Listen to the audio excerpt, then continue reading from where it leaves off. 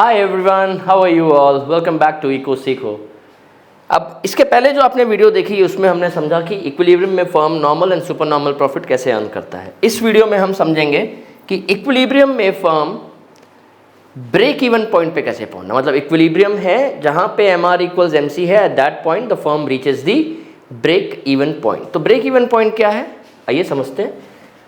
Firms total variable cost is 60, firm's total cost is 100 and firm's total revenue is also 100.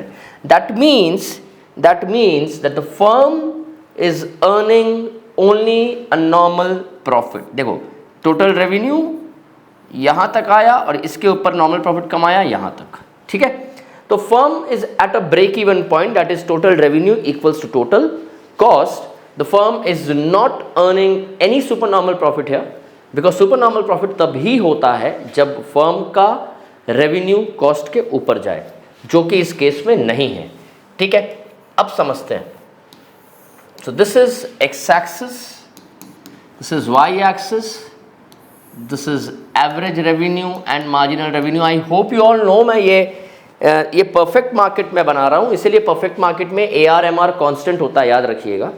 तो आपको revenue का concept clear होना चाहिए, cost का concept clear होना चाहिए before you actually see this videos. ये चैप्टर को समझने के लिए रेवेन्यू, कॉस्ट, प्रोड्यूसर्स इक्विलिब्रियम, ये प्रोडक्शन, ये सारा आपका कंसेप्ट क्लियर होगा, तब जाके ये वीडियोस आपको समझ में आएंगी, ठीक है। तो यहाँ पे अगर हम समझें तो अब फर्म का रेवेन्यू जो है वो कॉस्ट के इक्वल है। देखो इसके प्रीवियस वीडियो में स्लाइड में हमने देखा था कि रेवेन्यू कॉस्ट के ऊपर था, तो कॉस्ट बेसिकली रेवेन्यू के नीचे था। तो कॉस्ट को ग्रीन कलर का जो एवरेज कॉस्ट है, हम रेवेन्यू के नीचे से हमने इसको स्टार्ट किया था। लेकिन अगर हम यहाँ देखें, अभी अगर हम यहाँ देखें तो यहाँ पे रेवेन्यू और कॉस्ट सेम है। तो एक मैं थंब रूल बताता हूँ, रेवेन्यू जिसके इक्वल होता है उसको हम उससे टेंजेंट कर देते हैं। तो रेवेन्यू अगर average, we all know that यहाँ पे टोटल है तो यहाँ पे एवरेज से रिप्रेजेंट होगा। तो रेवेन्यू जो है वो कॉस्ट, टोटल कॉस्ट के इक्वल है, तो average revenue will become tangent to average cost. Revenue जिसके इक्वल होगा, रेवेन्यू उससे टेंजेंट हो जाएगा। इस रूल को ध्यान में रखना। So this is my average revenue, ठीक है। So I will make average cost tangent here, this is my average cost, ठीक है। This is my average variable cost. याद रखें, एवरेज कॉस्ट और एवरेज वेरिएबल कॉस्ट के बीच का गैप कम होता रहे, बिकॉज दोनों के बीच का gap represents average fix cost, which average fix cost keeps on falling. आप देखना बुक्स में सिर्फ एवरेज कॉस्ट बनाया, एवरेज वेरिएबल कॉस्ट नहीं बनाया। मैं इसलिए बना रहा हूं सो दैट आपको एक कंसेप्ट क्लियर हो कि अब दोनों को लोएस्ट पॉइंट में कट करते हुए मार्जिनल कॉस्ट ऊपर गया। तो this is the point of equilibrium.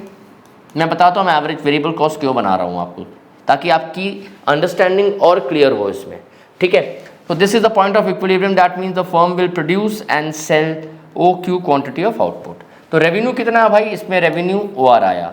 देखो कॉस्ट और रेवेन्यू को हमने टैंजेंट इसलिए किया क्योंकि रेवेन्यू और कॉस्ट इक्वल है। टैंजेंट होने से दोनों सेम होंगे ग्राफ में, रेवेन्यू भी उतना ही है और कॉस्ट भी उतना ही है, दोनों सेम जगह जाके मीट हो रहे हैं। Can you see that? देखो इसको मैं अगर, हाँ ठीक है। अब अगर हम देखें तो रेवेन्यू भी उतना ही, कॉस्ट भी उतना। तो रेवेन्यू Q से लेके E तक है। कहाँ तक है रेवेन्यू? उतना ही रेवेन्यू है जितना फर्म का टोटल कॉस्ट था। तो मतलब फर्म सुपर नॉर्मल प्रॉफिट तो नहीं कमा रहा है। लेकिन इस पॉइंट पे, पॉइंट E1 पे फर्म के रेवेन्यू ने वेरिएबल कॉस्ट क्रॉस किया and firm earned only a normal profit. तो फर्म का नॉर्मल प्रॉफिट कितना है भाई? फर्म का नॉर्मल प्रॉफिट है RE1 R1, RE1 R1। This is firms normal profit, ठीक है। आपको एवरेज वेरिएबल कॉस्ट दिखाने से ये क्लियर होता है कि नॉर्मल प्रॉफिट कितना कमाया है ना। बिकॉज अगर आप एवरेज वेरिएबल कॉस्ट नहीं बनाओगे तो ठीक है, the firm's revenue break even point है। लेकिन भाई ये तो समझ में आना चाहिए ना, ब्रेक इवन पॉइंट में आप क्या, अब MCQ में क्वेश्चन पूछ लिया कि at break even point the firm earns only dash, the firm earns only a normal profit, right. Diagram से समझोगे तो एग्जाम में गलती कभी नहीं होगी। डायग्राम ये भी गलत नहीं है, डायग्राम में अगर आप एवरेज वेरिएबल कॉस्ट नहीं बनाओगे वो भी गलत नहीं है, लेकिन ये जो है ये बेटर अंडरस्टैंडिंग आपको देगा।